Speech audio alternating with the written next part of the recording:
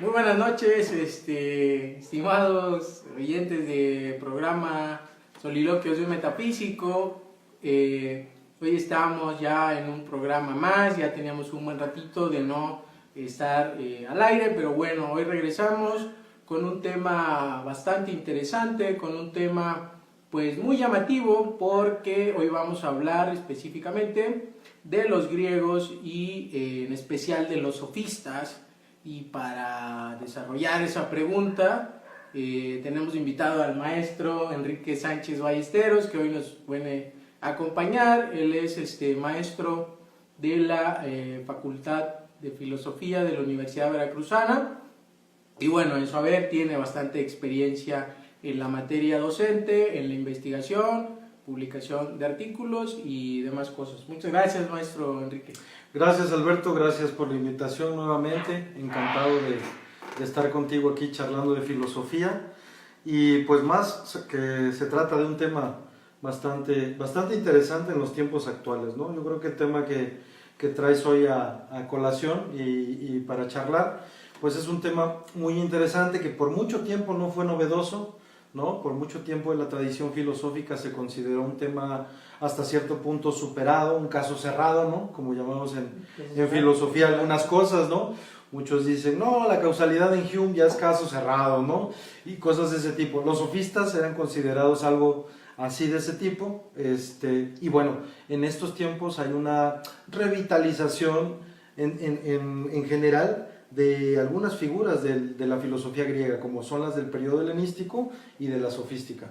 Es correcto, sí, hay muchos temas en la filosofía que algunos dicen, ese tema ya no da para más, ¿no? O ese tema ya está superado, o ese autor ya no se le puede sacar más, ¿no? Pero creo que si desde la misma escuela, desde la misma investigación, ya se ponen esos topes, creo que pues la filosofía no avanza ni tanto en la academia ni en la investigación, ¿no? Y creo que no es la función del profesional de la filosofía, aunque tú digas que son filósofos, yo diría que soy el profesional de la filosofía, no puede avanzar, y si no se avanza, bueno, esto se queda en las mismas y estamos como en un circulito del ratón, ¿no? Pero bueno, en esta ocasión no es la temática en ese sentido. Bueno, los sofistas, para empezar, y las personas que no conocen, no son tan doctas en el tema, ¿qué podríamos decir de la misma definición de la palabra sofista? Porque tenemos como una noción de que los sofistas son personajes incluso malos, ¿no? Personajes incluso astutos, mercenarios, se puede decir. Claro, sí, mira, bueno, el planteamiento que me haces, la pregunta de planteamiento que me haces, la dividiría en dos partes, ¿no? La primera sería en relación sobre el concepto de sofista, ¿no? De dónde viene, y la segunda vendría a ser esta imagen tradicional que gira en torno a la sofística. Y sobre el concepto sabio, hoy en día, gracias a los estudios filológicos del concepto sofos, ¿no? ¿Quién era el sofos en la Grecia antigua? Hay bastante material, y sobre todo antes de que explotara el desarrollo intelectual de la Grecia de Atenas, ¿no? Antes de que llegara a su auge, su esplendor, el pensamiento griego en Atenas, el esplendor lo ubico con Sócrates, Platón, Aristóteles, que se ubican, la filosofía llega a Atenas, ¿no? Y Atenas se vuelve un centro cultural importante en la Grecia antigua. Antes de eso, en las ciudades-estado el concepto sofos era aplicado tanto al músico, tanto al poeta, tanto a la persona que se dedicaba a estudios de, no sé si llamarle protocientíficos o ciencia, como la geometría en ese momento, ¿no?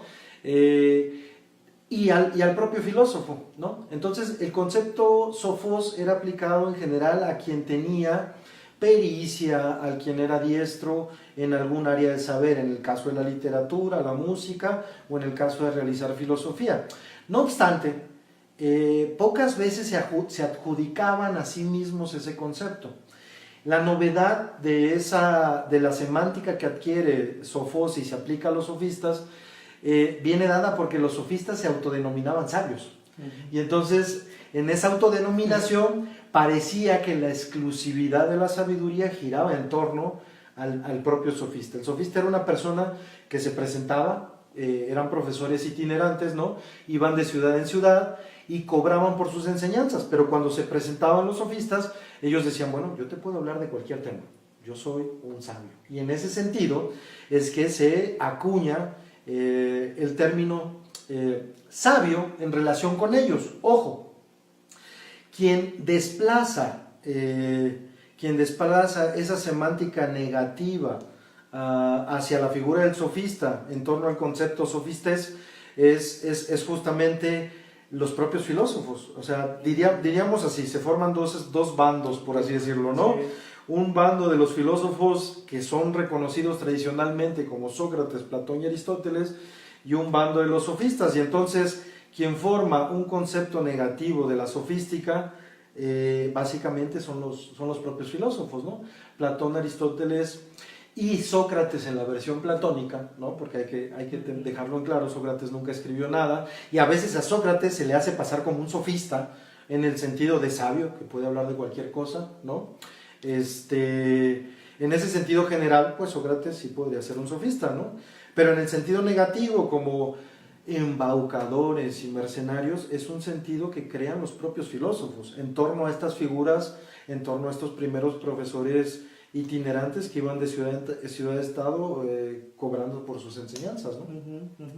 Incluso, bueno, los que estudian filosofía o los que pasamos alguna vez por la universidad, tenemos luego esa concepción del sofista es el malo.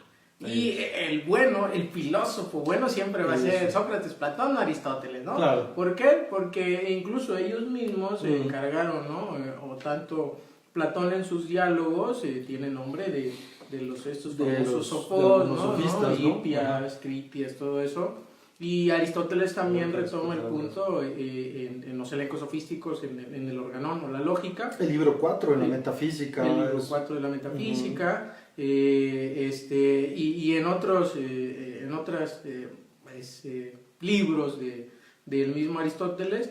Y la versión es esta, ¿no? Los buenos somos nosotros, los bonitos, el trío... Los verdaderos sabios. Los verdaderos sabios somos nosotros y los falsos sabios son los sofistas. Son ellos, ¿no? Los sofistas. Y incluso nosotros tenemos el verdadero método para llegar a la verdad, sea la mayéutica o la dialéctica, y ellos solamente engañan, ¿no? Claro. Esta erística que sirve nada más para embaucar, ¿no? Creo que desde ahí ya creo que desde ahí ya se empieza a generar esta visión negativa de los sofistas, pero como bien comenta aquí el maestro Enrique Sánchez Ballesteros, ha habido un auge, un interés por entender precisamente que los sofistas pues son también sabios, son personas que vivieron en Grecia en ese tiempo y que se dedicaban a estas protociencias, si queremos llamarlo así, o a empezar a escudriñar el camino de las diferentes áreas del saber, ¿no? En la geometría, en la matemática,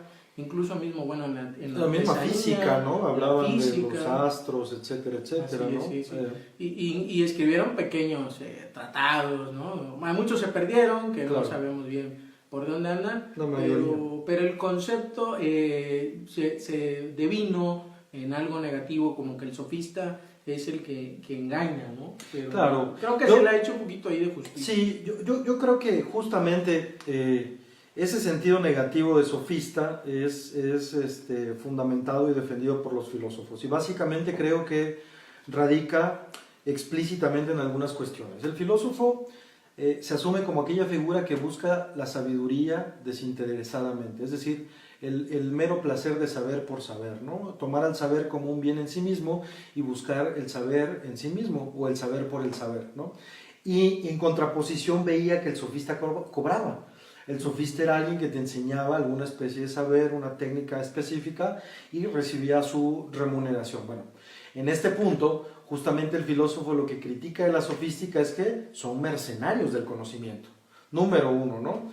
Y por si fuera poco, como no buscan desinteresadamente el saber y siempre el saber lo buscan subordinado al hecho de venderlo o al hecho de hacer negocio con el saber o al hecho de tomar una posición ventajosa en relación con ese saber, pues pierden cierto grado de objetividad. Y en ese sentido se adquiere el mote de falso sabio, ¿no? Es un pseudo filósofo, un falso filósofo, y de hecho el filósofo, bien lo decías, se empieza a encontrar su, ¿cómo decirlo?, su némesis, por así decirlo, su contraparte, su contrario, en el sofista, ¿no? Incluso tú que has estado en el ambiente filosófico, ¿no? Cuando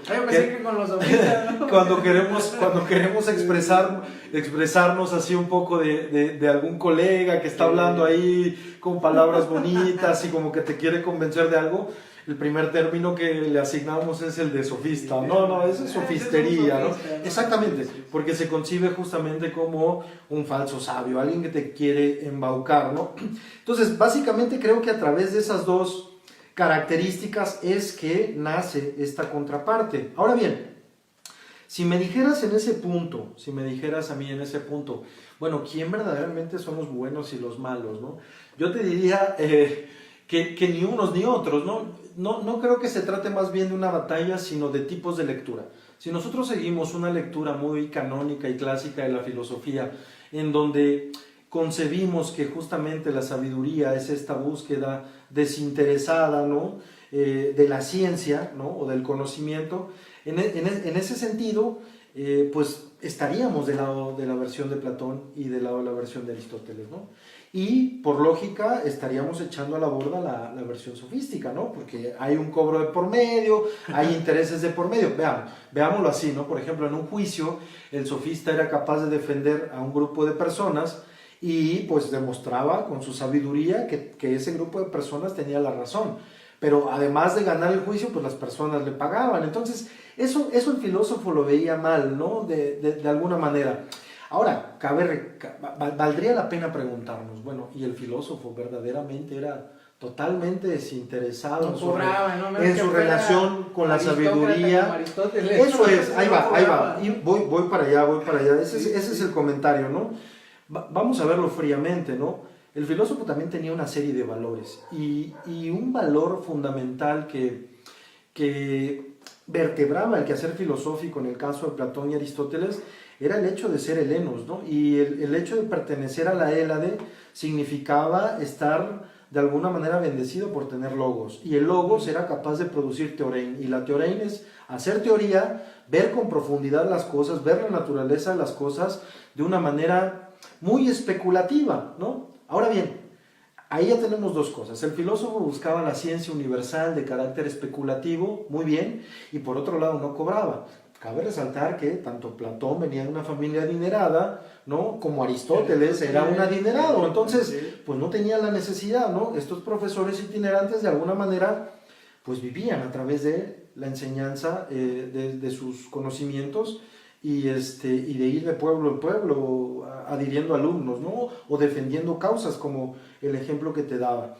Entonces, en ese sentido tenemos por un lado esa cuestión del estatuto económico que tenían, y por otro lado el hecho de que el filósofo se dedica en ese sentido de hacer teoría a especular sobre las cosas, pero no puede inmiscuirse en un sentido práctico. ¿Por qué? Porque de alguna manera la práctica que realiza es correspondiente a eso especulado, ¿no?, a eso que piensa, a eso que logra concebir como esencia de la realidad o esencia o naturaleza de las cosas. Pero toquemos ese punto. Ese punto es demasiado alejado de la vida práctica, ¿no? Claro. Platón postula una metafísica donde hay una realidad aparte, en esa realidad aparte se encuentra el conocimiento universal de las cosas.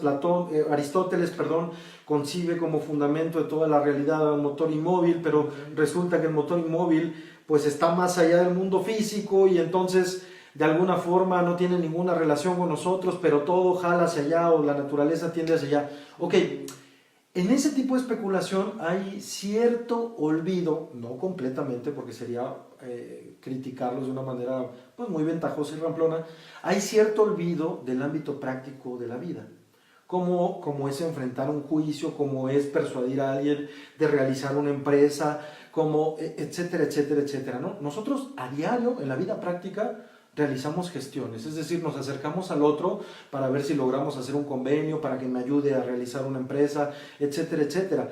ese plexo muy íntimo de los convenios y de la gestión diaria de la existencia es el del cual se olvida el filósofo, ¿no?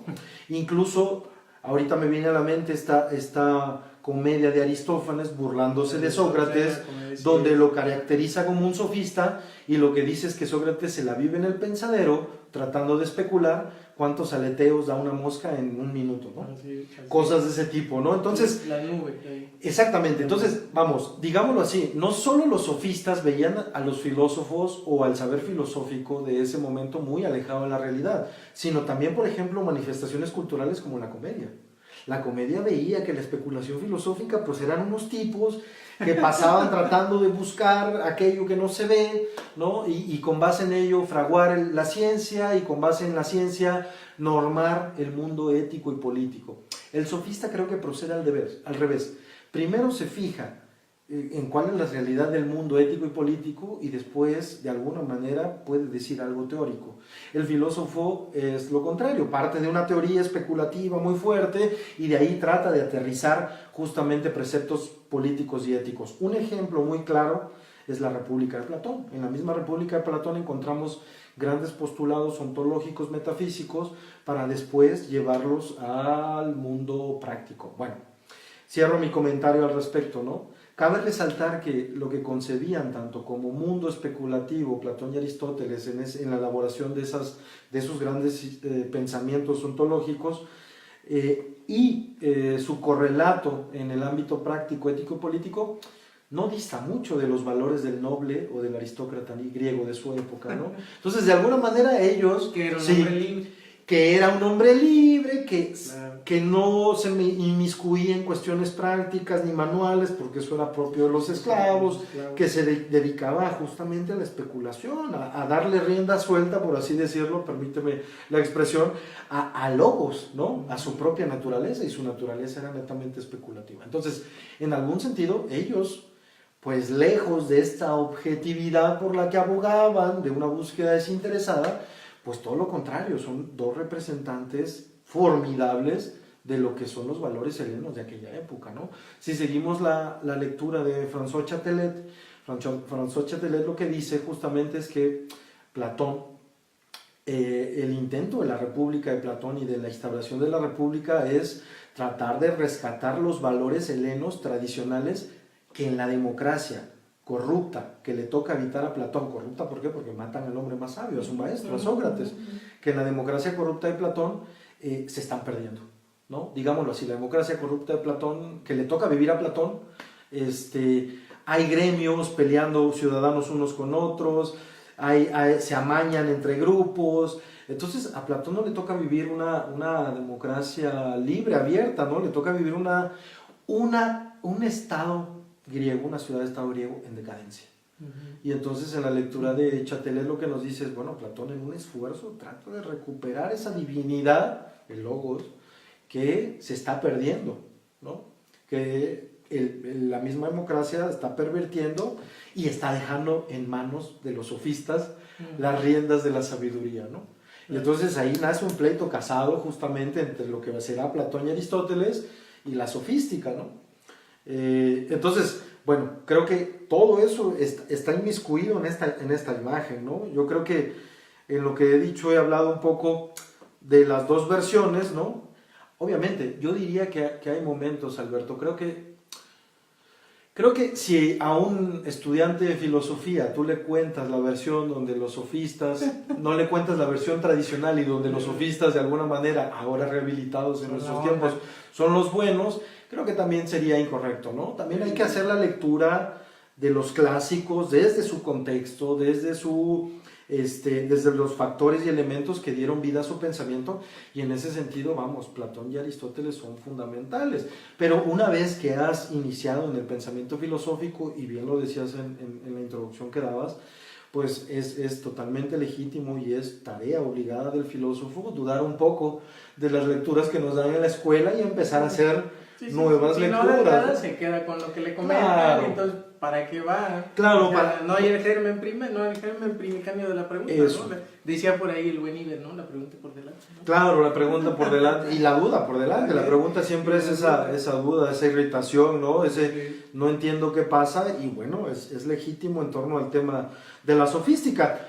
Pasa, por ejemplo, con el mundo helenístico. El mundo helenístico siempre, fíjate, hay manuales de filosofía que dicen que el mundo helenístico está conformado por las escuelas socráticas menores. Ah, ¿no? sí. Y entonces, bueno, las mayores se supondría que son Platón y Aristóteles, ¿no? Aunque Aristóteles no fue discípulo directo de Sócrates, ni los helenistas discípulos directos de Sócrates, ¿no? Pero lo que podríamos decir es que Sócrates es el parteaguas. Primero nacen las escuelas mayores, que está Platón y Aristóteles, y los helenistas se convierten en las escuelas menores. Hoy en día, gracias a la rehabilitación historiográfica y esa inquietud filosófica que mencionas de por qué esas lecturas y no otras, se han rescatado la obra de los filósofos del periodo helenístico. Y ese rescate ha venido a traer muchos datos interesantísimos, muchas cuestiones, digámoslo así, que se habían olvidado o habían estado al margen justamente porque se les consideraba filósofos menores. Hoy en día sabemos que no eran filósofos menores y no eran menores para nada en ningún sentido, ¿no? Sino que eran filósofos hechos y derechos, ¿no? La completud de la palabra, y eso nos ayuda Aristófanes con sus comedias, Texto Empírico y todos los demás que los mencionan, que claro. Pasaron en la historia de filosofía o en las investigaciones a un segundo plano, por decir, bueno, pues eran los falsos y estos eran los que traían la verdad. Exacto, o estos enunciaban verdades pequeñitas, pero los que enunciaban la gran verdad, ¿no? El sistema filosófico, ¿no? Ese es el punto, ¿no? Sí. Creo que hay comentarios, pero yo no se alcanzo a leer. Bueno, yo tampoco, pero a ver si quieres nos acercamos un poquito. La maestra, mira, ya se movieron. Osvaldo, saludos. Bueno, saludos ahí a los que nos están escuchando y haciendo comentarios. No vemos bien, pero pues ahí estamos escuchando, viendo todos los comentarios. Hay una frase muy célebre de un sofista, yo sé que la recuerdas muy bien, porque pues ahí en la escuela tú la comentas, la desbrozas, ¿no? Y creo que algunos la han escuchado, ¿no? El hombre es la medida de todas las cosas, de mi buen amigo Protágoras, ¿no? De Abdera, ¿no? De acuerdo. Así es, sí. Sí, mira, justamente de lo poco, bien lo mencionabas, que se rescató de los textos que elaboraron los sofistas, en el caso de Protágoras, esa es una de las frases fundamentales, ¿no? Y la frase completa dice algo así como el hombre es la medida de todas las cosas que son en cuanto que son y que no son en cuanto que no son, ¿no? Por ahí, en el Teteto de Platón, Platón hace su versión de esta frase, ¿no? Y la versión platónica, o la interpretación que da Platón a esta frase, que justamente ya era parte de ese pleito velado que había entre sofistas y filósofos, Platón tomó una versión sensualista, ¿no? Y por ahí cuando dicen que el hombre es la medida de todas las cosas, es, bueno, si yo siento que esto está frío, entonces en realidad está frío, y si tú sientes que el vaso de agua está caliente, pues en realidad está caliente, ¿no? Lo cual nos llevaría directamente a un relativismo, y a un relativismo muy simplista, un relativismo entre dos personas, ¿no? Es decir, bueno, para ti es caliente, para mí es fría, y se acabó, ahí caso cerrado, ¿no? Pero bueno, sabemos que el mundo no funciona de esa manera. En el mundo funcionamos con verdades, con seguridades, y entonces debemos decir si está frío o está caliente, ¿no? Digámoslo así, no vamos a un juicio y decimos, bueno, para unos es culpable, para otros no, se cierra la carpeta y aquí acaba el juicio, ¿no? Necesitamos llegar a la verdad, si es culpable o no es culpable. Entonces, eso por un lado, ¿no? Y bueno, en el diálogo del Teteto, Sócrates supera muy fácil esa tesis, y lo que dice es, bueno, si un hombre tuviera afectado uno de sus sentidos, ¿no? Por ejemplo, el sentido del tacto, y como tienes afectado el sentido del tacto, tocas y entonces no logras percibir bien la temperatura, entonces ya estás en lo incorrecto, ¿no? Yo creo que Platón, ventajosamente, como muchas veces los filósofos, al filósofo que van a criticar le amarran dos, tres golpes buenos que tiene, o dos, tres argumentos buenos que tiene, para que la crítica sea mucho más sencilla, ¿no? Lo acomoda, ¿no? Lo acomoda, exactamente. Mira, te voy a acomodar así para criticarte por acá y por acá. Entonces, yo creo que ahí un poco ventajosamente... Le aplican la de los sofistas. Exactamente, exactamente, ¿no? En el mal sentido, y en el mal sentido, ¿no? Yo creo que ahí Platón ventajosamente hace una lectura, para mi gusto, un poco tramposa, ¿no? Cuando se estudia el pensamiento de Protágoras y se estudia el significado de esta frase, bueno, de entrada sabemos que no es una interpretación sensualista, ¿no? Cuando Protágoras dice que el hombre es la medida de todas las cosas, no se refiere a un hombre particular, se refiere al hombre que representa a una comunidad, ¿no? Es decir, el hombre es la medida de todas las cosas, se entiende que la comunidad es la medida de todas las cosas. Eso tiene mucho más sentido y es mucho más sensato, porque cuando vemos de cultura en cultura, de comunidad en comunidad, como para una comunidad cierto fenómeno es algo bueno y para otra comunidad cierto fenómeno es algo malo, ¿no? No sé, te pongo el caso del hecho de que las mujeres usen la burka, ¿no? En las ciudades, en algunas ciudades de Medio Oriente eso es perfectamente bien visto. Acá se le ve como una forma represiva sobre la mujer. Bueno, no, de fondo es una disputa cultural. Los hombres de allá y de esas comunidades conciben eso de cierta manera, y los de otro lugar del mundo que tenemos otra cultura, pertenecemos a otra comunidad, lo vemos de diferente manera, ¿no? Ahora bien, hay que añadirle algo a esta cuestión, porque en realidad el hombre en ese sentido es la medida. Con sus valores determina cuando algo es bueno o malo, con sus mismos valores epistemológicos determina cuando algo es verdadero y cuando algo es falso, y en ese sentido deberíamos hacer énfasis en la herramienta, es decir, en el elemento que le ayuda al hombre a darle medida a las cosas, y ese elemento es el logos, la palabra. El sofista, al igual que los filósofos, hacen un énfasis tremendo en la palabra. El uso de la palabra, el uso de logos es indispensable. Es decir, el sofista, que está muy atento a las cuestiones ético-políticas, cree que el medio para ejercer la misma ética y la misma política es el uso de la palabra. ¿Qué tipo de uso de la palabra? El uso retórico de la palabra. ¿Por qué? Porque el sofista, pues, a diferencia del filósofo, no cree que la sabiduría se trate de buscar cuál es la naturaleza profunda de las cosas y especularla, y etcétera, etcétera. Más bien, para el sofista, que está muy atento del campo social, de lo que acontece socialmente a flor de piel, pues se da cuenta que la palabra se usa en un sentido persuasivo. Entonces, gran parte de lo que enseñaba el sofista era la técnica de la retórica, del buen decir, del arte de la palabra, para poder persuadir a los otros. Y entonces, retomo esto. La palabra, en el caso de los sofistas, es aquello que delimita el ser de las cosas. Con la palabra yo le doy medida a las cosas. Es decir, quizá voy a poner un ejemplo, quizá es bastante burdo, pero, por ejemplo, tenemos un árbol y tenemos que su base está cubierta de pasto, ¿no? Y entonces cuando queremos diferenciar o ponerle límites al árbol, lo que decimos es, bueno, el árbol es una entidad biológica así, así, así, y hacemos una diferencia con el pasto. El pasto es una entidad biológica así, así. Pero ojo, eso no lo vemos a simple vista. A simple vista parece que el árbol está conectado con el pasto. Entonces, ¿cuál es la herramienta que nos ayuda a ponerle límite a una cosa de la otra cosa con la que está junta, es decir, una entidad de otra entidad? La palabra. Entonces, en el caso de Protágoras concibe que con la palabra el hombre pone el límite a las cosas, identifica un ente de una manera verdadera, falsa, de una manera buena, mala, de una manera bella, fea, etcétera, etcétera. La palabra es el medio para nosotros darle el ser a las cosas. Curioso, a diferencia de los filósofos. Los filósofos primero hacen ontología y con base en la naturaleza del ser, en el caso de Platón lo vemos muy bien en el Cratilo, y en el caso de Aristóteles lo vemos muy bien con la teoría de la definición. Tanto Platón del Cratilo como Aristóteles en la teoría de la definición del Organón, en Analíticos primeros, lo que nos van a decir es: el concepto o la palabra debe atrapar la esencia de la cosa. Es decir, primero las cosas ya están dadas en el mundo y tienen esencias, y la palabra solo tiene la utilidad de referirse a la esencia.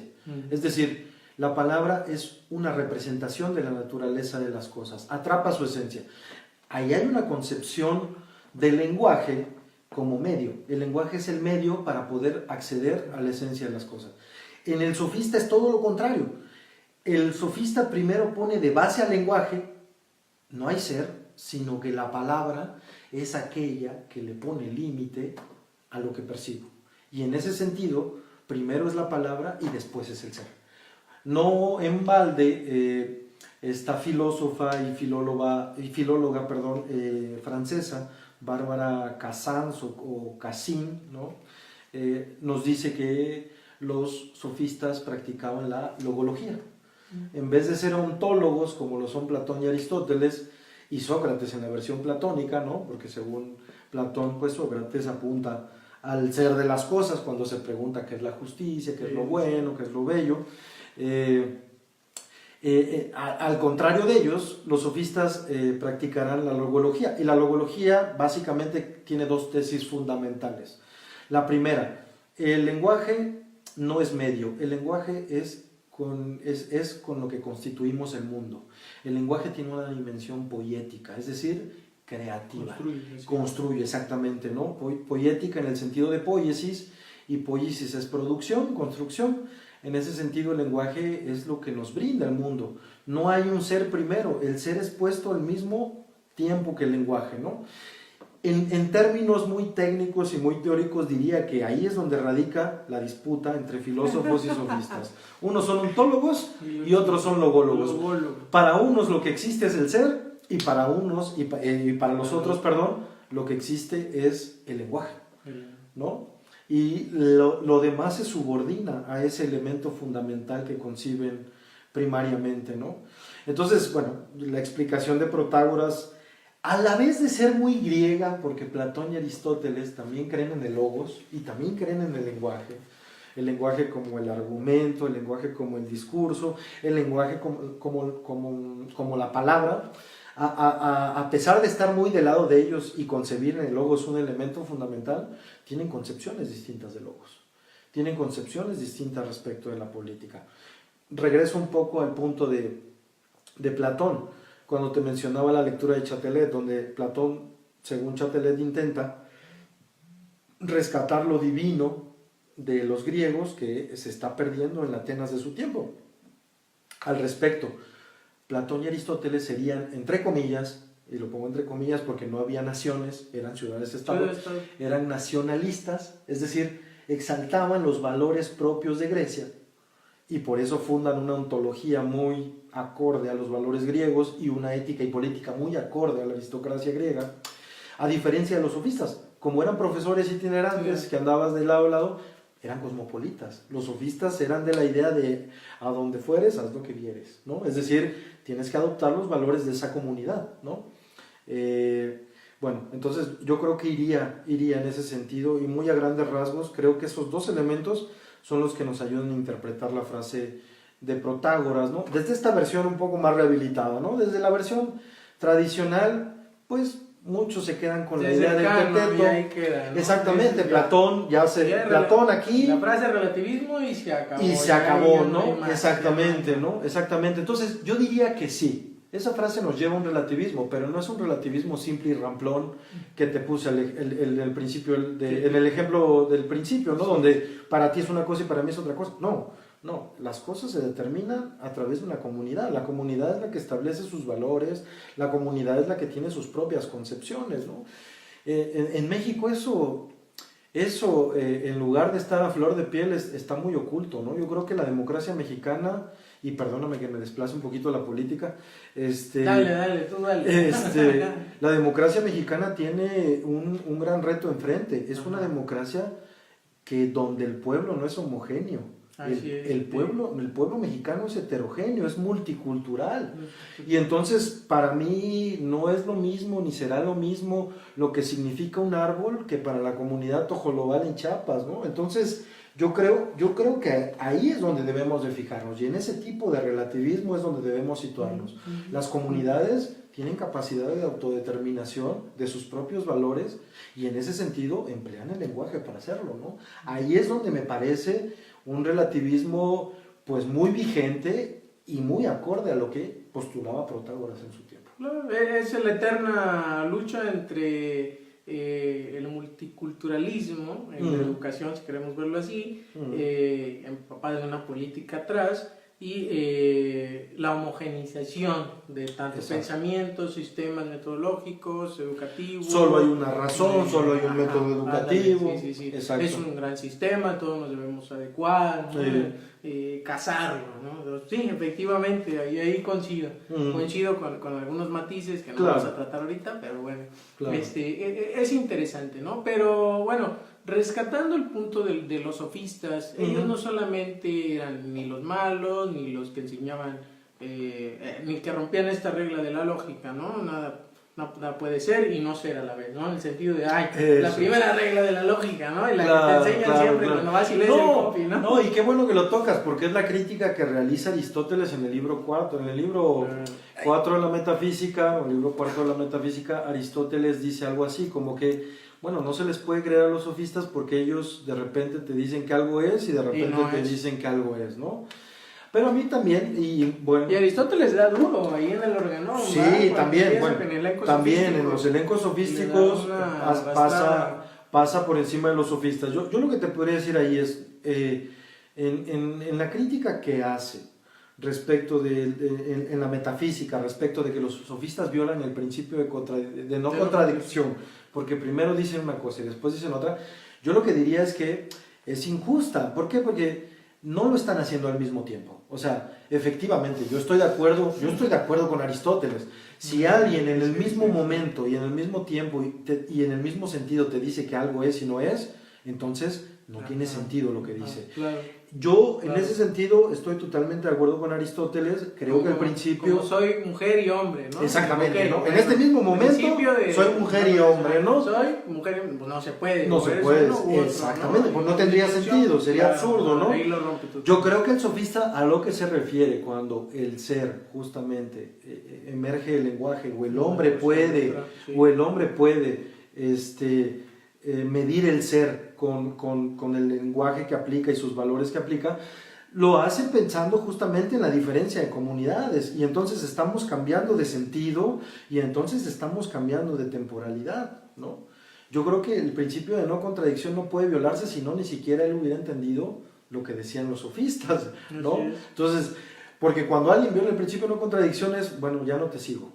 Me dijiste que esto era esto y ahora me dices que es esto, y al mismo tiempo y en el mismo sentido es muy complicado, ¿no? No tiene viola todo principio de racionalidad, yo lo creo, ¿no? No va. Exactamente. No hay lugar. Estudien lógica para que... Entonces, de ahí la importancia de la lógica en el bachillerato, porque es, si bien es una herencia de los griegos, de los sofistas, si lo queremos ver así, estudiar lógica en el bachillerato desde lo más básico, que es un concepto que no es un enunciado, que es un argumento, las formas, los silogismos, las falacias, que esto ha abonado tanto en la historia de filosofía como los filósofos mismos, como Aristóteles, que se metió en este asunto en la lógica o el organón, en contestación de los sofistas, para que nos enseñaban el correcto razonamiento, el correcto pensar, la forma en que se debe de expresar en esta retórica, usando la erística, todo este tipo de cosas, ¿no? Que son muy actuales, pero bueno, necesitamos ir claro. en qué devienen, ¿no? Claro, y yo coincido contigo, sí, el chico formándose en el bachiller debe estudiar lógica, y yo diría también retórica, ¿no? O sea, yo creo que ahí justamente, ¿no? La lógica era el aparato, por así decirlo, que empleaban los filósofos, o en el caso de Platón y Aristóteles, para poder fraguar su pensamiento, pero en el caso de los sofistas era la retórica. Ahora, la lógica, a grandes rasgos, estoy hablando a grandes rasgos, ¿no? La lógica como un cuerpo de saber. Cuando hablamos de lógica deductiva, la lógica deductiva normalmente trata con cuerpos de saber ya establecidos. En la deducción tú sabes que la conclusión sigue con necesidad de las premisas. Y la mayor parte de los contenidos que podemos tratar con exactitud en el aparato lógico son científicos. Pero yo creo que en ese sentido, gran parte de la ciencia, de la vida, perdón, no se hace a través de ciencia. Gran parte de la vida se hace a través del trato humano. Somos lógicos, pero no tan formales, ¿no? Eso, Cuadrado. exactamente, exactamente. Y en ese sentido yo creo que hay otra lógica que opera, y que es la lógica del discurso, la retórica, ¿no? Es decir, cuando nosotros convencemos a nuestros padres de algo, a nuestra pareja de algo, a nuestros amigos de algo, no lo hacemos a través de argumentos lógicos, fríos, ¿no? Lo hacemos justamente a través de la retórica, que diría el buen Aristóteles, ¿no? Todos tenemos una buena dosis natural de esa retórica, ¿no? Ahora, esto nos lleva a una cuestión bastante interesante, de nuevo en la temática, sofistas, filósofos, en el caso de la filosofía ática, ¿no? La que ocurre ahí en Atenas. Por un lado, la filosofía cree o concibe al hombre, o concibe más bien la sabiduría del lado racional del hombre. Cree que el hombre, por un lado, tiene la razón y por otro lado, tiene sus pasiones. Entonces, para el filósofo, se trata de entrenar la razón y tener de alguna manera controladas las pasiones, porque las pasiones te nublan, te vuelven irracional, te vuelven no objetivo. Ándale, si lo ponemos en términos de los dioses del Olimpo y de la mitología griega, Apolo y Dioniso, ¿no? Entonces, y por otro lado, los sofistas, yo creo que en ese sentido son un poco más mesurados. Cuando ellos hablan de logos y de lenguaje, no se refieren justamente al lado racional del hombre ni al lado pasional. A mí me parece que se refieren al hecho de que el lenguaje es el producto eminentemente supremo de la razón, pero no se puede desligar de los intereses y de las pasiones. Es decir, no, jamás. Es decir, hay una unidad entre lo que pensamos y sentimos. No por un lado me apago como si fuera un botón, ¿no? Yo fuera un robot y me aprieto el botón de los sentimientos y lo apago y soy puramente racional, ¿no? Me imagino al Capitán Spock, ¿no? Que no tiene sentimientos, y es un ser puramente racional y todo lo toma, todas sus decisiones son puramente lógicas. No lo somos, ¿no? Somos una unidad, ¿no? Yo creo que esa es una idea más realista del hombre. Somos una unidad donde tenemos pensamiento, pero también tenemos sentimientos. Subiriana, ¿no? Claro, tú que has estudiado la obra de Zubiri a detalle. Saludos a los subirianos. Sí, ¿no? Y en eso coincido con los subirianos, ¿no? Quizá las nociones más metafísicas, ontológicas, no estoy tan de acuerdo, ¿no? Pero sí, en eso coincido con los subirianos, en una idea de hombre más integral. De hecho, Zubiri sí lo dice, ¿no? Más integral. Una unidad psicoorgánica con un subsistema, y ahí meten los dos. Claro, yo creo que con el pensamiento de Zubiri, el pensamiento no solo se ubica en el cerebro, sino que el pensamiento se ubica en el corazón y en los pies, ¿no? O sea, pensamos hasta con los dedos, pues, porque somos una unidad. Entonces, en ese sentido me parece que los sofistas tienen una idea un poco más realista, un poco más integral de lo que es el hombre. El hombre es un conjunto de pasiones y de pensamiento, ¿no? A diferencia de los filósofos, donde creen que el hombre debe optar única y exclusivamente por esta vía racional y tener mucho cuidado con lo que se siente y con las pasiones, ¿no? Una dicotomía ahí muy rara siempre, ¿no? El pleito entre la razón y las pasiones, ¿no? ¿Y sabes por qué lo comento? Porque justamente pobre Nietzsche, ¿no? La lógica, no, y Nietzsche escribió sobre retórica. Nietzsche tenía una concepción del lenguaje muy cercana a la sofística en ese sentido, ¿no? Pero bueno, y toda la culpa la tenían los griegos. Será tema de otra saludos sesión, a los ¿no? nietzscheanos también. También, por supuesto. La toronja. Pero mira, es curioso porque justo el filósofo te vende la idea de que la lógica va a esa parte racional, y entonces a esa parte racional del hombre, va dirigida a la parte racional del hombre, y entonces emerge el convencimiento, y entonces tú, si quieres ser racional, en el sentido de los filósofos, debes atender única y exclusivamente a argumentos lógicos, ¿no? Claro. Y hacer a un lado justo una serie de argumentos que apelan más a las emociones, a la vida cotidiana, a ciertos tópicos a los que estamos adheridos, ¿no? Entonces, Bueno, el sofista era de una idea contraria. Al contrario, nosotros nos movemos con base en esos sentimientos que tenemos sobre las cosas, y entonces tenemos que emplearlos para poder generar la acción, la política y la ética de una polis. Oye, ¿les dijiste eso a tus alumnos de filosofía ahí? Pues mira, ahora estoy como... No, el otro día salió el comentario de que vieron anunciado el programa y me preguntaron... Que vean soliloquios. Sí, les voy a recomendar este programa, justamente. No, y les dije...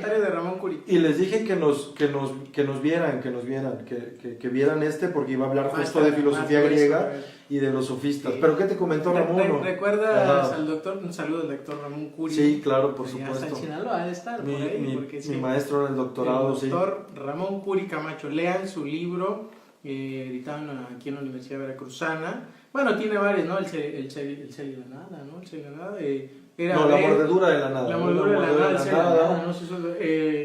Era así una vez La Suave Patria y la del Barroco Novohispano, que está aquí editada en la Universidad Veracruzana. El doctor Curi, cuando nos daba clases ahí en la maestría, no sé si te acuerdas, que tocó seguramente en unas pláticas, ¿qué decía el doctor Curi? Me acuerdo mucho que decía: disfruten la filosofía, empápense, sepan, ¿no? Claro. Pero no dejen de ser hombres, decía. Claro. O sea, es este detalle que dices, no debemos solo guiarnos por la racionalidad. Claro. También tenemos el pleito de que somos humanos, ¿no? Humano, demasiado humano. Y hay una simbiosis, efectivamente. Somos una amalgama. Claro. Entonces, yo siempre le digo a los compañeros que les doy clases, que son maestros regularmente, saludos a los del CRES, un filósofo no es aquel que solo se dicta por la razón o la lógica o lenguaje o se pone a analizar. Bueno, también somos humanos, ¿no? Nos divertimos, platicamos.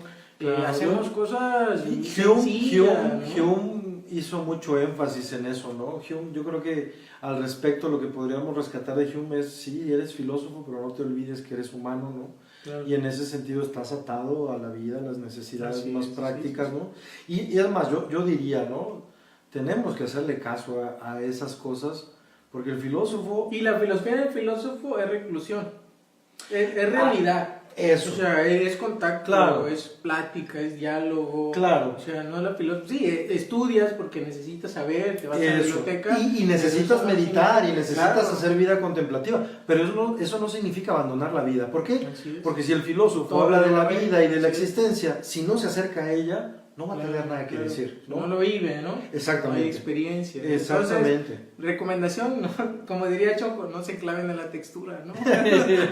Saludos a Choco, a ver si nos invita a Colombia. Y en realidad es eso, ¿no? Muchas veces, y eso es, yo creo que ya no tanto los filósofos, pero el prejuicio social que hay en torno a la figura del filósofo es que sí es un tipo que se recluye ahí, y lee, abandona los placeres carnales y se enfoca en los... Esa es culpa de los estoicos también. Esos estoicos de, nosotros no queremos nada con el mundo mundano. Y mira, yo creo que en la tradición filosófica también hay elementos que han marcado eso, ¿no? Te hablaba del caso de Platón y este talante especulativo de la filosofía. Y vamos, Platón no le da mucho lugar al cuerpo, ¿no? Al contrario, el cuerpo se vuelve un obstáculo para llegar al mundo de las ideas. ¿Por qué? Porque las ideas, el conocimiento, la sabiduría están en el mundo espiritual. Y entonces lo corporal, lo material, siempre va a ser un obstáculo para poder contemplar las ideas. Y luego llega el periodo medieval de la filosofía y el cuerpo es fuente de pecado. Entonces, la misma filosofía ha colaborado en... Eso es culpa de San Agustín. en trazar ciertos límites al cuerpo, a los placeres corporales. Pero todo lo contrario en la filosofía contemporánea. Yo creo que la filosofía contemporánea está muy consciente de que somos cuerpo. Sí, somos pensamiento, pero también somos cuerpo. Y en ese sentido, pues, filósofos contemporáneos, Zubiri, ¿no? El propio Wittgenstein, un poco más hacia atrás Nietzsche, están muy conscientes de la corporalidad y de lo que significan las pasiones para la existencia humana, ¿no? Yo creo que desde los sofistas el sofista, sí, velaba por los intereses propios, porque no podemos abandonar los intereses propios. Claro, y trataba cosas de la realidad. Totalmente el sofista se enfocaba en estos temas cotidianos, sociales. Claro, desde un punto de vista, decían, de logos, ¿no? Eran los que enfocaban el asunto desde la palabra, desde el logo, ¿no? Ese es otro asunto. Pero bueno, no sé, bueno, para ir redondeando, Ujú. quisiera que pudiéramos llegar al término de comentar, no tanto lo bueno o lo malo de que sea de los sofistas, Ujú. sino hacer una valoración crítica de lo positivo y negativo de los sofistas. Vale. Yo empezaría diciendo que algo positivo de los sofistas es este análisis muy cuidadoso del lenguaje y de la retórica en la realidad, en su realidad griega, y que nos repercute indudablemente Claro. ahorita, ¿no? No sé. Claro, ¿Cómo verías no. algo positivo? Yo estoy totalmente de acuerdo contigo con lo que has mencionado, ¿no? Y solo añadiría esta cuestión de que, bueno, estudiosos del periodo heleno de la filosofía, el periodo griego de la filosofía, como Werner Jaeger, en su texto Paideia, los pone al nivel de los maestros de Grecia, ¿no?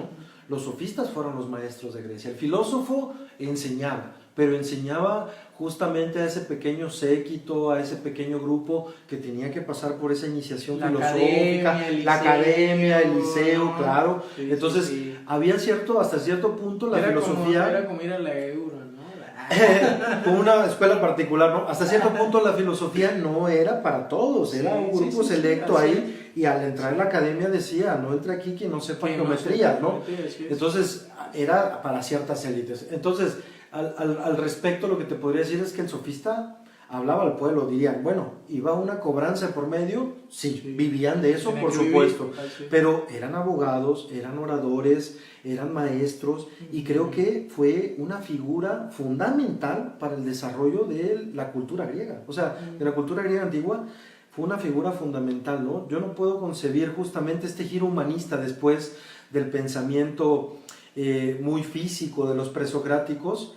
Viene un giro humanista y la filosofía y la cultura en general se empiezan a preocupar por el Estado, por la ética, por las cuestiones del hombre, sin los sofistas. Los sofistas en ese punto son una figura fundamental. Y en un segundo término coincidiría contigo. Yo creo que fueron grandes estudiosos de la palabra, grandes estudiosos de la retórica, las técnicas persuasivas a través de la retórica. Y vendría la pregunta en esta valoración que estamos haciendo, y que yo creo que justo en toda esta recuperación de la sofística vale mucho la pena esa pregunta, es si el sofista era un filósofo. Si hacemos caso a postulados y a tesis como, exactamente, ¿no? Como el hombre es la medida de todas las cosas, y si hacemos caso al argumento de Gorgias, donde nada existe, y si algo existiera no lo podríamos conocer, y si lo conociésemos no lo podríamos comunicar, si hacemos caso a esos dos textos, esos dos discursos, de una manera teórica, es decir, apostando a una realidad llamada lenguaje, con la cual el hombre crea la realidad, etcétera, etcétera, a tesis logológicas, como te decía en el caso de Bárbara Casans o Cassin, yo creo que el sofista sería un tipo de filósofo. Sí estaría lanzando tesis filosóficas. Ahora bien, si eso que dijeron, lo dijeron solo para hablar con el filósofo en su misma lengua, yo creo que no serían filósofos, seguirían siendo sofistas. ¿Por qué? Porque para hablar con el filósofo tenían que adecuar su lenguaje y lanzar tesis lo más cercanas a lo que hacía el filósofo, ¿no? Claro. El sofista, como buen retórico, sabía... ¿no? Y imitaba. Exactamente, sabía para quién hablaba, y eso es algo bien importante.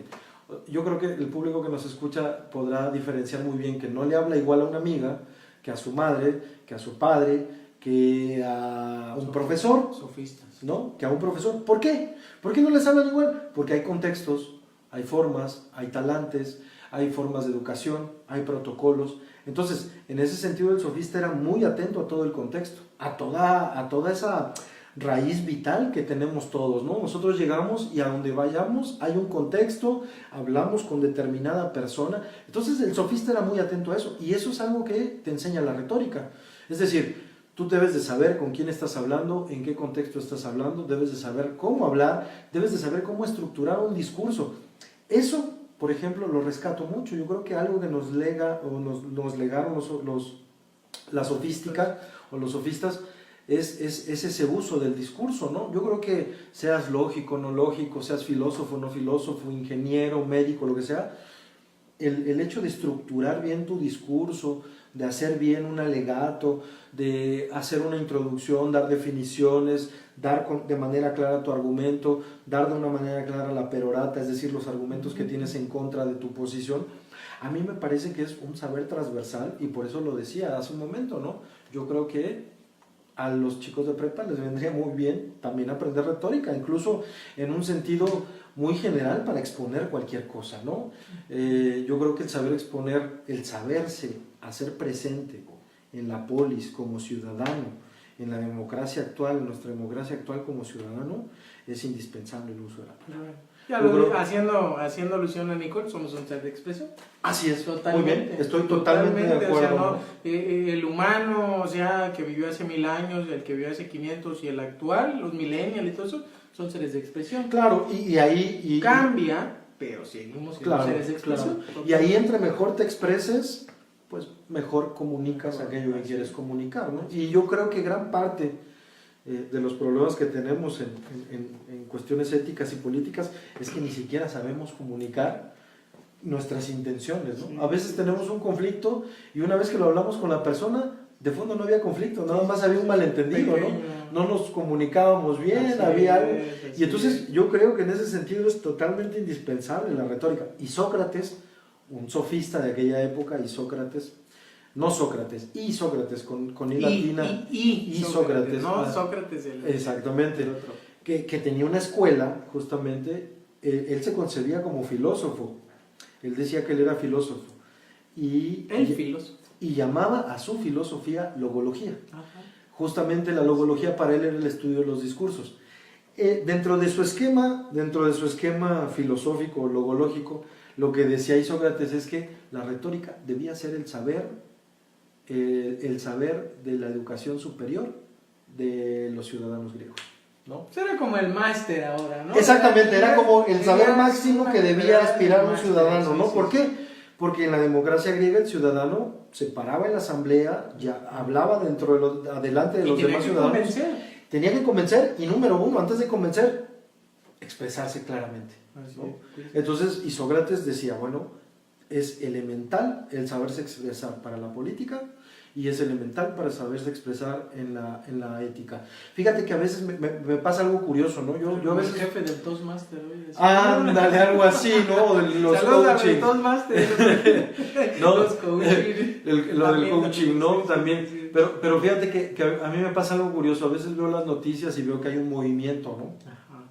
No sé, un movimiento de maestros, de lo que sea, un movimiento de profesores, un movimiento de incluso de los mismos ciudadanos, ¿no? Por ejemplo, esto me gusta de repente seguir a estos que levantan lo que obstruye la vía pública en las banquetas, ¿no? El Black Routen, no sé qué es. Exactamente, que se llama Poder Atigandaya, ¿no? Y van ahí. Sí. Y entonces a veces me gusta me gusta seguir esos movimientos, pero cuando escucho a cada uno de sus miembros en sus entrevistas, parece que el propósito que persigue o que entiende cada uno de sus miembros es distinto, ¿no? Y entonces, a final de cuentas, tú dices, bueno, ¿qué persigue ese movimiento? A mí me parece que es un problema de expresión. Es decir, que los miembros de un movimiento, que los miembros de alguien que, por ejemplo, pasó con la reforma educativa. Escuchabas a un maestro, te daba una versión. Escuchabas a otro profesor, te daba otra versión. Escuchabas a un maestro, estaba inconforme con una cosa. Escuchabas a otro profesor, estaba inconforme.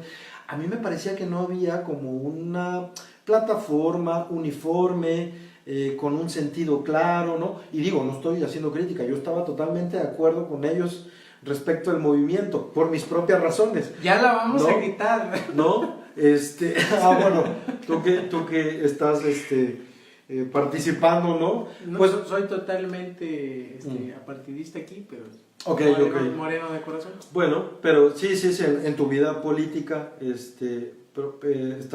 participas con un partido, ¿no? Entonces, a lo que voy es lo siguiente, ¿no?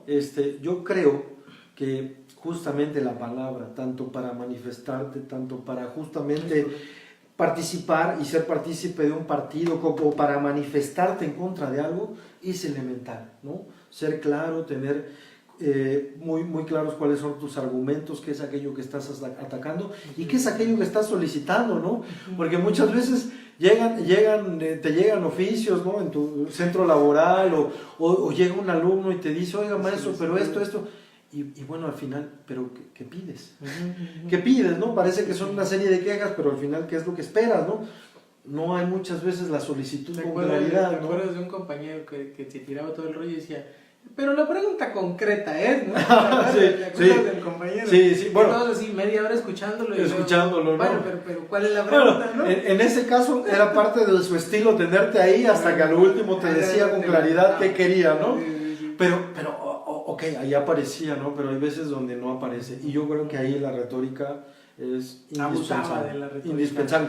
Y ojo, también muy criticada, porque el concepto de retórica tiene una carga peyorativa. Gracias a la crítica a los sofistas, el saber retórico se olvidó mucho tiempo. Y entonces, cuando hoy decimos que alguien es retórico, el primer sentido que tomamos es que es pura palabrería, que es falso. No. Falso. Hay un buen sentido.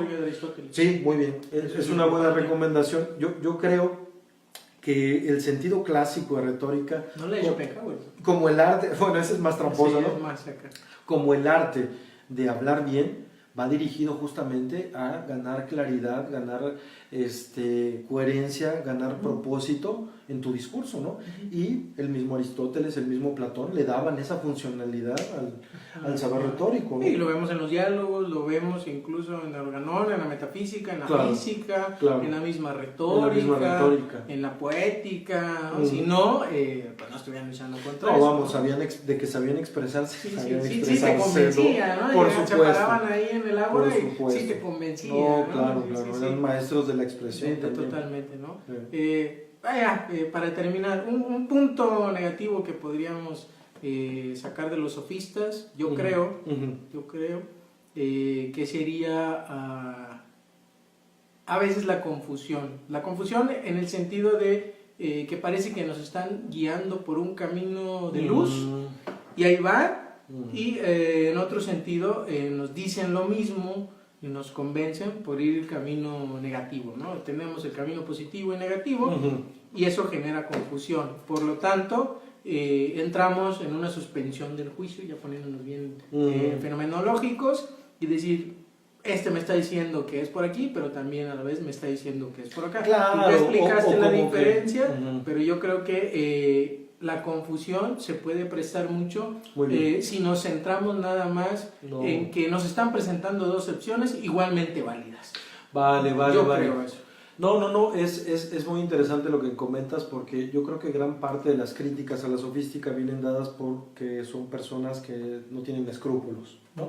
El sofista persuade al otro para sacar provecho respecto de sus intereses y lo hace sin escrúpulos.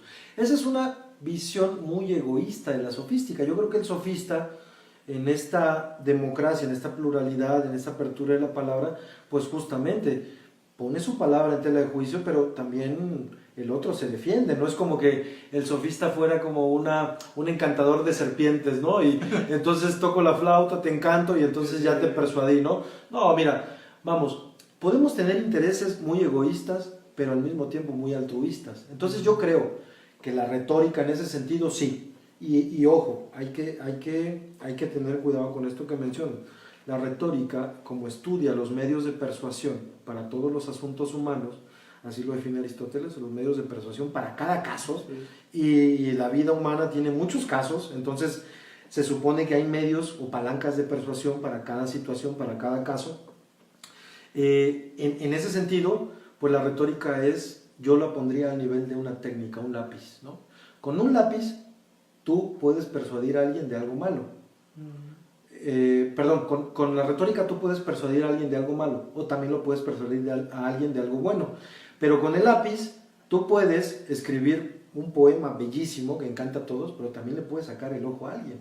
Entonces, como técnica, yo creo que la práctica de los sofistas, la retórica en sí misma es inocua respecto de la ética. Puedes hacer cosas buenas y puedes hacer cosas malas. Entonces, yo lo vería como una técnica al margen de la ética que tú manejes, de tu ética personal, ¿no? Ahora, es cierto, y eso era algo por lo que el filósofo veía con recelo al sofista, lo veía justamente como lo veía como un egoísta. ¿Por qué? Porque con la palabra embaucaba justamente respecto de las causas que a él le convenían, ¿no? Pero vamos, recordemos un poco la lectura de Platón que tiene Châtelet, ¿no? A Platón también le va algo de por medio y son los valores del pueblo heleno. Entonces, así como que objetivo no era, tampoco era, ¿no? Sí. Ahora bien, acomodaba bien los argumentos en la boca del adversario, ¿no? a lo mejor, ¿no? Entonces, bueno, ahí lo último que yo podría decir al respecto es, ojo para qué empleamos la retórica, ¿no? Porque sí, en ese sentido debemos de tener cuidado de los límites éticos de la retórica. Y esto que comentabas muy al principio, ¿no? A veces el sofista también se desplaza con el sentido de embaucador, ¿no? Un embaucador es alguien que sí falsa información, que sí miente deliberadamente. Yo creo que aquí en la sofística el sofista trataba de persuadir para sus intereses, pero no mentía. Yo creo que también respecto a la mentira, y que es una cuestión ética fundamental, el que emplea bien la retórica no tiene necesidad de mentir, ¿no? El que emplea bien la filosofía no tiene necesidad de mentir. El que logra algo mediante la mentira, yo diría, y ya para cerrar en ese sentido, no es ni filósofo ni retórico. que la han utilizado. Quizá una versión muy propia de sí, justamente sí, la retórica. Obviamente, no puedo dejar sacar aquí mis valores y mis valores están del lado de la rehabilitación de la sofística. Es correcto. Eso debe ser, hay que defender la trinchera. No, y hay que ser honestos, vamos, estoy siendo claro al respecto, ¿no? Aquí hay apertura para decir, pero sí, efectivamente, lo que te iba a decir, un comentario aislado, hay sofistas modernos, ¿eh? Claro. Hay sofistas, lo comentaba rápido. Claro. El coaching, que estos maestros guías o lo que tú quieras, que te venden filosofía un 2x3 y que cobran muy caro, por cierto. Muy bien. O sea, son sofistas en el sentido peyorativo realmente el término, porque cobran una barbaridad por enseñarte, por guiarte en un camino, decirte que se va a hacer tal cosa. Claro. Y explotarte totalmente, ¿no? Te venden, te cambian los espejitos, ¿no? Espejitos por el oro. Y bueno, cuidado por ahí con los sofistas modernos. Y yo creo, yo ahí sí coincido contigo. Yo creo que para emplear el término en su uso peyorativo, yo creo que sí hay sofistas modernos, ¿no? Es decir, hay falsos sabios, ¿no? Hay muchas veces gente poco preparada académicamente, que te vende algún tipo de programa donde tú de alguna forma vas a llegar a la sabiduría o a controlar la vida o a resolver tus problemas y vamos, muchos de sus métodos ni están probados ni han pasado la prueba de fuego de sobrevivir una tradición filosófica de más de 2000 años, ¿no? O científica de más de 2000 años, ¿no? Entonces, sí, y en ese sentido yo coincido contigo, hay que advertir a las personas. Yo le haría caso a los sofistas en el buen sentido, ¿no? A las personas que hacen un buen uso de la expresión y que están dentro de los límites tanto académicos como éticos y políticos. Claro. Y ahí sí, pero sí, eso que tocas es muy interesante. Yo creo que en parte esta nueva ola de rehabilitar la sofística tiene que ver con eso. Por ahí, hay fenómenos en la actualidad, como mencionabas, el coaching y todo esto, que ya no sabemos, que están en el límite, pues, que están en el límite entre filosofía y quién sabe qué sea, ¿no? O por ponerle un término, esta sofística de la mala, pues, ¿no? Yo hice un artículo hace un buen rato de eso, pseudometafísica y pseudontología. Fíjate. Por ahí hacía un análisis, no tan profundo en eso, pero decía, bueno, las características de la pseudontología, de la pseudometafísica. Claro. Y sí, porque lo venden como coaching ontológico, creo, claro, ¿no? Casi, y hacen ahí un merequetengue de entre filosofía, psicoanálisis, psicología, autoayuda, ajá. Que cada línea tiene sus pros, pero bueno, hacer ahí un golem, como que da miedo, y gente que lo compra eso y muy caro, ¿no? A eso me refiero con la seriedad académica, ¿no? Porque, sí, claro, a eso me refiero con la seriedad académica, ¿por qué? Porque te manejan una suerte de eclecticismo, ¿no? Que parece que te estás tomando un licuado de la felicidad, ¿no? Cuando una revoltura ahí de saberes que, ¿no? Y la mayor parte de las veces, en lo poco que he explorado y sé también de ese ámbito, es que pues las personas asisten porque salen contentas, les dicen algunas cosas, las ponen contentas, las ponen de buen humor, pero ojo, ahí sí diría, ¿no? Ojo, ok, estar de buen humor no significa, o que te pongan de buen humor no significa que haya pasado una prueba académica seria, donde de alguna manera tú puedas tener una constatación de ese saber. Así es. Sí. Bueno, para terminar, recomendación del libro para entrar a estudiar los sofistas y toda esta tradición, aparte de los libros que ya sabemos, la historia de la filosofía, no sé, desde Julián Marías, Ramón Chirau y lo básico, ¿no? Que en la academia y en el ámbito de la enseñanza filosófica, pues son los de base, los de batalla, ¿no? ¿Alguno que nos recomiendes para entender? Pues mira, vale, sobre esta rehabilitación de la sofística yo recomendaría dos textos fundamentales. Uno, de Mario Untersteiner, La obra de los sofistas, y el otro, El efecto sofístico, de Bárbara Cassin, ¿no? O Cassin, no sé para que cómo se entren pronuncia. en la logología. Exactamente, para que entren un poco, se empapen un poco de esto de la logología, y gran parte de lo que estuve hablando respecto de este juego que tenían los sofistas y filósofos, estos textos lo exponen de manera magistral. Perfecto. Bueno, pues ahí están las recomendaciones de libros para los interesados en la filosofía, en la sofística, en los sofistas. Esos textos que son de base, que son de batalla y que son fuente primigenia para poder tener la información sobre estos personajes. Pues no me queda más que agradecerle al maestro Enrique Sánchez Ballesteros de la Universidad Veracruzana que nos cediera este tiempo, explicarnos claramente sobre el tema de la filosofía y de los sofistas. Ojalá, bueno, tengamos por ahí comentarios, después los vamos leyendo y contestando. También no olviden seguirnos ahí en el canal de YouTube, que ya llegamos a más de 1000. Después de muchos años ya tenemos, felicidades, después de ¿no? Qué 2011 bueno. inició este programa, que sigue siendo bastante austero. Si nos quiere patrocinar la Bimbo, la Coca-Cola, bienvenido. Café Talapán, el que sea que nos patrocine, claro. Que nos mande. Ya tenemos más de 1200 suscriptores y casi 300,000 reproducciones. Ahí vamos de poco a poco, ¿no? Pero bueno, es un canal de difusión de la filosofía. Lo hacemos de una manera muy sencilla, pero en el afán de que las personas, no solo del estado de Veracruz, de Jalapa, en lugares que estemos, entiendan y sepan qué hacemos los que estudiamos filosofía, que sí hay trabajo, de veras, que sí hay trabajo de filosofía, claro. Y que también, ahora sí que por el amor al arte, de esto que elegimos como una profesión de vida, como una carrera, sepan qué hacemos, ¿no? También es muy, muy didáctico. Pero bueno, ya tenemos por ahí, síganos en el canal de YouTube, en la fanpage del Face, estamos ahí en Soliloquios y en otros canales. Y bueno, nos queda más que restarle a ustedes. Y bueno, gracias al maestro Enrique Sánchez. No, muchas gracias, Alberto, y pues invítalos a muchas felicidades primero por tu programa. En realidad es una iniciativa, ¿no? De la que no vale resaltar, no hay ganancia económica, no hay apoyos, como lo acaba de mencionar un poco en broma Alberto, pero es parte y es muestra de que, a pesar de tener valores y a pesar de tener intereses, nos aferramos a la idea de divulgar la filosofía, de que la filosofía, concebimos a la filosofía como un bien para las personas, y esto lo vemos como una actividad loable, como una actividad, como decías tú, por amor al arte, pero en realidad es para todos, es para el público, ¿no?